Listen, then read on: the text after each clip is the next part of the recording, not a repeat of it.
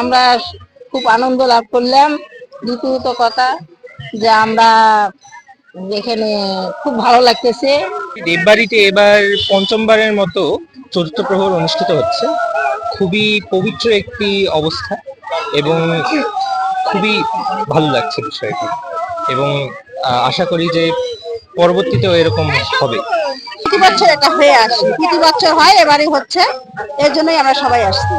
এবং সারা ভুঙ্গামারি, বারাইটারি, বড়েগিটারি, তারপর হচ্ছে কোচপাড়া, দেবপাড়া, এই সব যতগুলো হিন্দু আছে ভুঙ্গামারিতে সবার সমন্বয় হয় এখানে, এবং প্রসাদ বিতরণ হয়, ভোগ খাওয়া হয় সবাই একসাথে।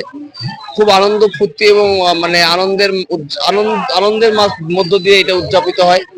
আমরা যেন এই বাংলাদেশে সব ধর্মের সম্প্রীতি নিয়ে বেঁচে থাকতে পারি, আমরা যেন হাসি খুশি সুন্দরভাবে আমাদের ধর্ম পালন করতে পারি, আমরা যেন সম্প্রীতির দেশে মাথা উঁচু করে দাঁড়িয়ে থেকে সকলের সঙ্গে কাঁধে কাঁধ মিলিয়ে এদেশের উন্নতি করতে পারি।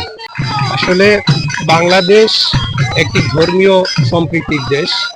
একদিকে ঈদের আনন্দ, অন্যদিকে পুজোর উৎসব। আমরা একে অপরের বাড়িতে যাই এবং পরস্পরকে আমরা আলিঙ্গন করি। এই ধর্মের সাথে ধর্ম, আমরা একই সূত্রে গেঁথে আমরা বাংলাদেশে বসবাস করছি। আমাদেরকে কখনো এই সম্প্রীতি থেকে দূরে নিতে পারবে না। প্রহর থেকে আপনাদের সবারই শুভেচ্ছা। আজকে আমার পাশে যিনি আছেন, ইনি না, এ হচ্ছে আমার একজন সুযোগ্য ছাত্র।